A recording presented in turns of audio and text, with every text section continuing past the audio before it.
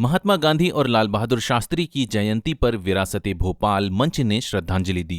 पत्रकारिता के क्षेत्र में उत्कृष्ट योगदान के लिए पत्रकारों को किया सम्मानित। आज महात्मा गांधी और भारत के पूर्व प्रधानमंत्री लाल बहादुर शास्त्री की जयंती के अवसर पर विरासत-ए-भोपाल मंच की ओर से एक विशेष श्रद्धांजलि सभा का आयोजन किया गया। कार्यक्रम में राष्ट्रपिता महात्मा गांधी और शास्त्री जी के चित्र पर पुष्प अर्पित कर श्रद्धांजलि दी गई। यहां उपस्थित लोगों ने दोनों महापुरुषों के योगदान और आदर्शों को याद किया। इस अवसर पर पूर्व डीजीपी मोहम्मद वजीर अंसारी ने कहा कि महात्मा गांधी ने सत्य और अहिंसा का जो मार्ग दिखाया, वही आज भी समाज को दिशा देने में सबसे महत्वपूर्ण है। उन्होंने कहा कि शास्त्री जी की सादगी, ईमानदारी और जय जवान जय किसान का नारा आज भी हर भारतीय के दिल में गूंजता है। कार्यक्रम में विरासत-ए-भोपाल मंच ने पत्रकारिता के क्षेत्र में सराहनीय कार्य कर रहे कई पत्रकारों को भी सम्मानित किया। सम्मानित पत्रकारों को सम्मान पत्र और शॉल प्रदान कर उनकी सेवाओं की सराहना की गई। आयोजकों का कहना था कि पत्रकार समाज का आईना होते हैं और सच को सामने लाने के उनके साहस और मेहनत का सम्मान करना समाज का कर्तव्य है। यहां अमिट सियाही के संपादक सुफियान सिद्दीकी को पूर्व डीजीपी मोहम्मद वजीर अंसारी ने शॉल माला पहनाकर और स्मृति चिन्ह भेंट कर सम्मानित किया। वहीं दैनिक भास्कर के रिपोर्टर साकिब खान को वरिष्ठ अधिवक्ता सैयद साजिद अली खान और एडवोकेट पुरुषोत्तम गुप्ता के हाथों स्मृति चिन्ह भेंट कर सम्मानित किया गया। मलिक न्यूज के संपादक शाहब मलिक, न्यूज 56 के समीर खान, सारांश टाइम्स के पत्रकार आसिफ खान, RH24 न्यूज के ओवैस रहमानी और भोपाल लाइव पेज के यूट्यूबर अरबाज मिर्जा को यहां पर सम्मानित किया गया। यहां मौजूद वरिष्ठ समाज सेवियों और बुद्धिजीवियों ने भी अपने विचार रखे और कहा कि आज जब समाज कई तरह की चुनौतियों का सामना कर रहा है, तब गांधी और शास्त्री जैसे महान नेताओं के विचार और भी प्रासंगिक हो जाते हैं। कार्यक्रम में विरासत-ए-भोपाल मंच के संयोजक मोहसिन अली खान ने भी अपने विचार रखे। उन्होंने कहा कि जब कोई व्यक्ति बीमार पड़ता है तो उसे तुरंत डॉक्टर और इलाज की आवश्यकता होती है। ठीक वैसे ही जब नफरतों का बीज कहीं बोया जाता है तो वहां नफरत मिटाने को गांधी के विचारों की जरूरत पड़ती है। यहां कार्यक्रम के अंत में मोहसिन अली खान ने सभी उपस्थित लोगों का आभार व्यक्त किया। इस नफरत और डर के माहौल में इकट्ठा हो जाना ही एक इनकलाब का संदेश है और मैं आप सबको इस नफरत और डर के माहौल में यहाँ पे इकट्ठा करके देखता हूँ तो मुझे लगता है कि इंशाल्लाह तब्दीली आएगी और तब्दीली आप लोगों के कदम चूमने वाली। एक शेर से शुरुआत करूंगा कि फानूस बन के जिसकी हिफाजत हवा करे, फानूस बन के जिसकी हिफाजत हवा करे, वो शमा क्या बुझे जिसे रोशन खुदा करे। मेरी मुराद मेरे दीपचंद यादव जी से है, जिनकी सरपरस्ती से आज हम सभी लोग अपने सामाजिक न्याय की ओर बढ़ चुके हैं।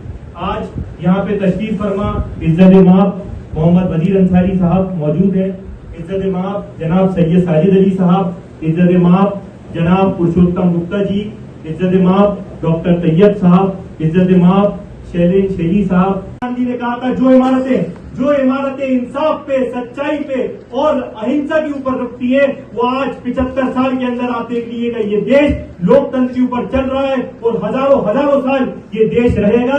भले हम रहे या ना रहे, भाजपा के चेले चाटे रहे या ना रहे, महात्मा गांधी के विचारों को कोई खत्म नहीं कर सकता। इकबाल का फलसफा था मजहब नहीं सिखाता, आपस में बैर रखना। महात्मा गांधी जी के विचारों को अगर इकबाल ने कहा है कि मजहब नहीं सिखाता, आपस में बैर रखना, हिंदी है हम वतन हिंदुस्तान हमारा, हिंदी है हम वतन हिंदुस्तान हमारा।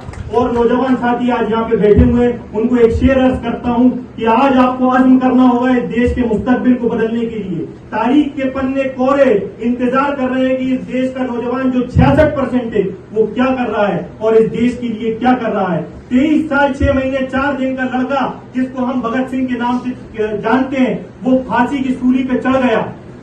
किसके लिए चढ़ा? वो एक आजाद हिंदुस्तान को देखने के लिए चढ़ा, वो आपको आजाद देखने के लिए चढ़ा।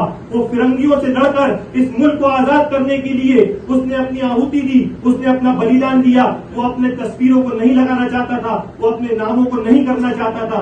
किसने उस आदमी ने अगर फांसी के सूली के ऊपर चढ़कर अपनी जान की आहुति दिए तो आज इस आजाद मुल्क को देखने के ख्वाब के लिए दिए। आज इन फिरंगियों को भगाने के लिए अशफाकुल्लाह, राजगुरु जैसे लोग फांसी के फंदे के ऊपर चढ़ जाते हैं। लेकिन मुझे बड़ा अफसोस है कि आज भी हमारे मुल्क का नौजवान 66% होने के बाद भी 66% इस मुल्क में युवा होने के बाद भी सो रहा है।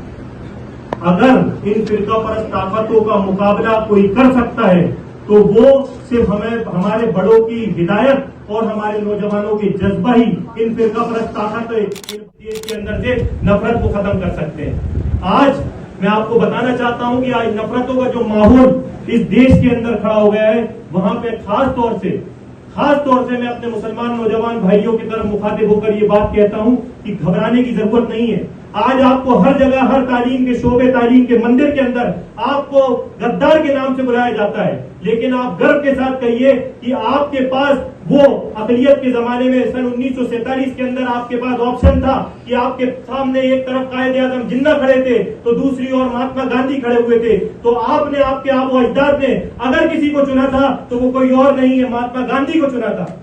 मैं इसी और महात्मा गांधी जी, जिसको हम बापू के नाम से पहचानते हैं, कोई महात्मा के नाम से पहचानता है, कोई गांधी के नाम से पहचानता है, तो कोई इसको राष्ट्रपिता के नाम से पहचानता है। अगर आज हम इन फिरका परस्त ताकतों के खिलाफ लड़ सकते हैं तो वो कोई और नहीं, सिर्फ महात्मा गांधी के विचारों के ऊपर, सत्य और अहिंसा के मार्ग के ऊपर लड़ सकते हैं। और मुझे इसमें कहने में कोई संकोच नहीं है कि अगर कोई फिरका परस्त ताकतें आज इस मुल्क को बांटने का काम कर रही है तो वो सिर्फ भाजपा है, वो भारतीय जनता पार्टी के दलाल है, वो भारतीय जनता पार्टी और नरेंद्र मोदी के चेहरे चाटे हैं और आरएसएस के वो लोग हैं जो आज इस मुल्क के अंदर नफरतों का बीज बोते हैं और आज एक मुसलमान और एक हिंदू के बीच में एक खाई को पैदा करने का काम करते हैं। मैं आप लोगों से बताना चाहता हूं कि अगर भाजपा, आरएसएस और नरेंद्र मोदी और चेहरे चाटों का मुकाबला नहीं किया गया तो आज अपनी सूबे सरहद के तरफ देख लीजिएगा, नेपाल को तोड़ दिया गया, अफगानिस्तान को तोड़ दिया गया, हुकूमतों को बदला गया, बांग्लादेश के अंदर हुकूमतों को पलटाया गया। इस मुल्क के तशकीलात मुंतशिर होने में कोई नहीं रोक। अब जो बात करने में बहुत दिल चाहता है, बहुत बड़ी बात करना है, लेकिन इस वक्त जो है इसका तकाजा ये है कि इस वक्त अपनी बात को खत्म करूँ।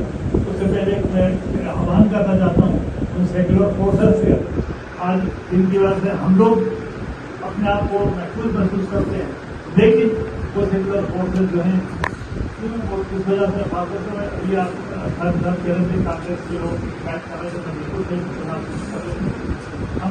आपसे हम लोग तवक्को करते हैं कि आप आगे आइए। जो जिस हम गंगा जमुनी तहसील की बात तो करते हैं, लेकिन अंगली जामा कौन पहनाएगा?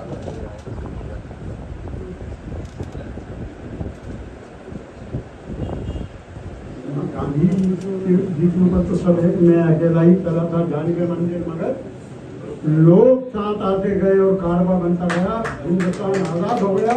इसलिए आजाद हिंदुस्तान की आपको सबको बधाई, गांधी जी की चाची जी के जन्मदिन को बधाई और आपके बच्चे ने नौदल का बधाई।